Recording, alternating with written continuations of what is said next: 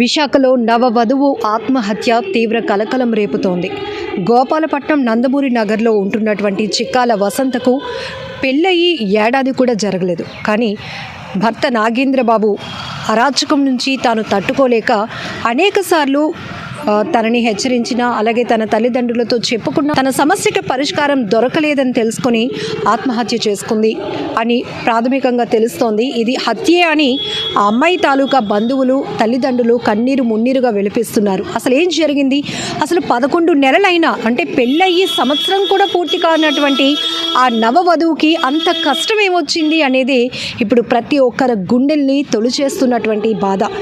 అక్కడ తను గతంలో కూడా తన పేరెంట్స్కి చెప్పుకొనుంది ఏంటంటే, తన భర్త నాగేంద్రబాబు పోర్న్ వీడియోస్ చూడటానికి బాగా అలవాటు పడిపోయాడని, దాన్ని ఒక హాబీగా మార్చుకొని రెగ్యులర్గా అలాంటి అసభ్యకరమైనటువంటి కంటెంట్ చూడటమే కాదు, తనను కూడా అలా చేయమని, సహకరించమని తనని చాలా ఫోర్స్ చేయటం వల్ల తను మానసికంగా కుంగిపోతున్నాను, నలిగిపోతున్నాను, పెళ్ళయి సంవత్సరం కూడా కాలేదు కానీ తన భర్త ఇలాంటి వాడు అని తెలుసుకున్నటువంటి ఆ నవవధువు వసంత తీవ్ర కన్నీరు మున్నీరుగా విలపించింది.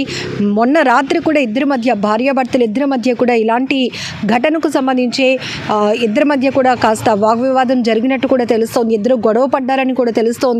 అయితే పేరెంట్స్కి ఈ విషయం చాలాసార్లు చెప్పినప్పటికీ ఇమీడియట్గా వచ్చి మాట్లాడతాం, నువ్వేమీ టెన్షన్ పడకమ్మా, ఏడవకమ్మా అని సర్ది చెప్పుకునేటప్పటికే వీళ్ళ నుంచి, అంటే అత్త వాళ్ళ ఇంటి నుంచి భర్త కూడా వాళ్ళ భార్య తాలూకా బంధువులకి ఫోన్ చేసి మీ అమ్మాయి ఆత్మహత్య చేసుకుంది అని చెప్పేసి వాళ్ళకి ఇన్ఫర్మేషన్ ఇవ్వటం జరిగింది. అయితే ఇక్కడ మార్చరీకి నవవధువు ఎవరైతే ఆత్మహత్య చేసుకుంది అని ప్రాథమికంగా తెలుస్తోందో తన మృతదేహాన్ని పోస్టుమార్టం నిమిత్తం కేజీహెచ్కి తరలించారు. అక్కడికి పెద్ద ఎత్తున చేరుకున్నటువంటి బంధువులు, కుటుంబ సభ్యులంతా ఇది హత్య కాదు, ఇది ఆత్మహత్య కాదు, హత్యే. ఎందుకంటే తన మెడలో ఏదైతే తాలిబొట్టు ఉంటుందో ఆ తాలిబొట్టు తాలూకా ఆ చైన్ ఉంటుంది కదా, ఆ గోల్డ్ చైన్ యొక్క మచ్చలు మేమన్నీ తన మెడ మీద చూసాము, కాబట్టి ఇది వాళ్ళు హత్య చేసి ఆత్మహత్యగా చిత్రీకరిస్తున్నారు అంటూ వాళ్ళ ఆవేదన వ్యక్తం చేస్తున్నారు. ఈ కోణంలో పోలీసులు దర్యాప్తు చేయాలని కూడా వాళ్ళు డిమాండ్ చేస్తున్నారు. అయితే ఇమీడియట్గా నవవధువు ఆత్మహత్య అని ప్రాథమికంగా తెలుసుకున్నటువంటి పోలీసులు ఘటనా స్థలికి చేరుకొని ఇమీడియట్గా మృతదేహాన్ని కేజీహెచ్ పోస్ట్ మార్టం నిమిత్తం తరలించడం, అలాగే బంధువులు ఇరువురిని కూడా, ముఖ్యంగా ఎవరైతే చనిపోయినటువంటి వసంత భర్తని అలాగే అత్తింటి వారిని కూడా గోపాలపట్నం పోలీసులు స్టేషన్కు పిలిపించి వాళ్ళని అదుపులోనికి తీసుకొని విచారణ కొనసాగిస్తూ ఉన్నారు. ఇక్కడ ఎంతో బాధాకరమైన విషయం ఏంటంటే, భర్త అనేటప్పటికీ భరించేవాడు అని మనం అనుకుంటూ ఉంటాం.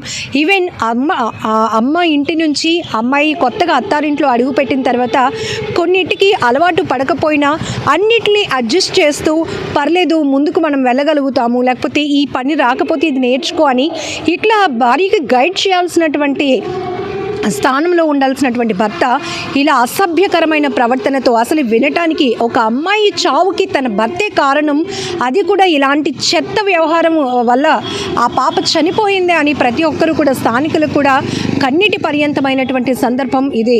గోపాలపట్నం నందమూరి నగర్లో తీవ్ర విషాదాన్ని అయితే నింపిందని చెప్పొచ్చు.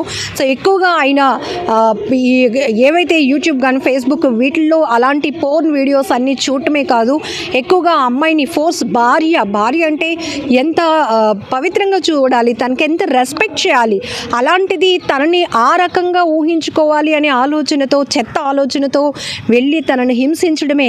పాపం ఎన్నో సంవత్సరాలు, అంటే ఇంకా లైఫ్ లాంగ్ అమ్మగారింటి దగ్గర నుంచి అత్తారింట్లో అడుగుపెట్టినటువంటి అమ్మాయి పూర్తి స్థాయిలో భర్త, అత్తింటి వాళ్ళతోనే తన మిగతా జీవితాన్ని అంతా కూడా ఊహించుకుంటుంది.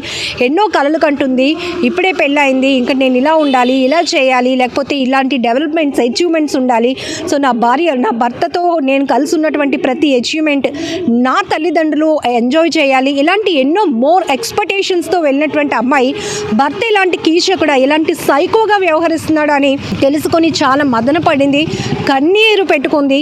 కానీ ఒక సొల్యూషన్ దొరుకుతుందేమో అనుకుంది. అయితే పేరెంట్స్కి చెప్పిన ఆ టైంలోనే వాళ్ళు వచ్చి దీన్ని ఒక సర్దు మణిగించే అవకాశం ఉన్న తరుణంలోనే మరి ఎందుకు తన అంత తీవ్రమైన ఒత్తిడికి గురైందో తెలియదు. కానీ అది ఆత్మహత్య అని ప్రస్తుతానికి ప్రైమరీగా అంటున్నారు. ఇది హత్య అని మృతురాలు బంధువులైతే ఆరోపిస్తున్నారు. మరి పూర్తి స్థాయి దర్యాప్తు గోపాలపట్నం పోలీసులు దర్యాప్తు చేసిన తర్వాత నవవధువు చిక్కాల వసంతది ఆత్మహత్యనా హత్యనా అనే కోణంలో కూడా దర్యాప్తు కొనసాగించిన తర్వాత తేలాల్సి ఉంది. కానీ ఆ అమ్మాయి ఎందుకు చనిపోయింది అనే కారణం తెలియగానే ప్రతి ఒక్కరూ విస్తుపోయారు.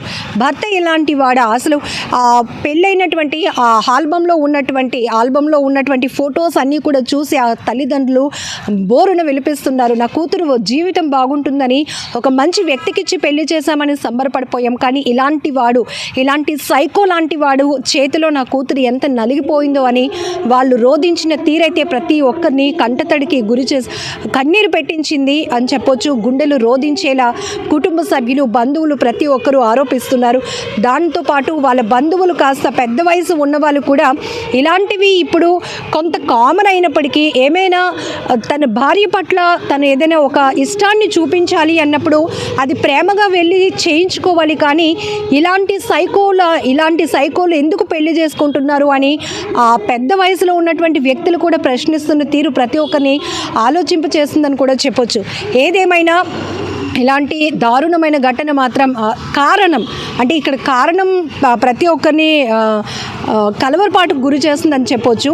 సో చాలా చూసాం. ఒకవేళ ఆరోగ్య సమస్యలు లేకపోతే ఇంకొకటో అలాంటి కారణాల వల్ల ఆత్మహత్యలు జరగటం చూసాం. కానీ ఒక పోర్న్ వీడియోస్కి ఎడిక్ట్ అయిపోయినటువంటి ఒక భర్త సైకోగా మారి భార్యని ఎంతలాగా వేధించడు. అసలు పెళ్ళైన కొత్తలో కాబట్టి ఎంతో అపురూపంగా చూసుకొని భర్త అంటే ఇది అని ప్రూవ్ చేసుకోవాల్సినటువంటి ఒక వ్యక్తి ఇలా చెత్త వ్యవహారాలు చేసి తనని వేధించడంతోనే పాపం పెళ్ళై ఏడాది కూడా కాకముందే ఆ అమ్మాయి తను చాలించింది. ఏదైనా ఈ ఘటన తీవ్ర విషాదకరం నింపిందని చెప్పొచ్చు.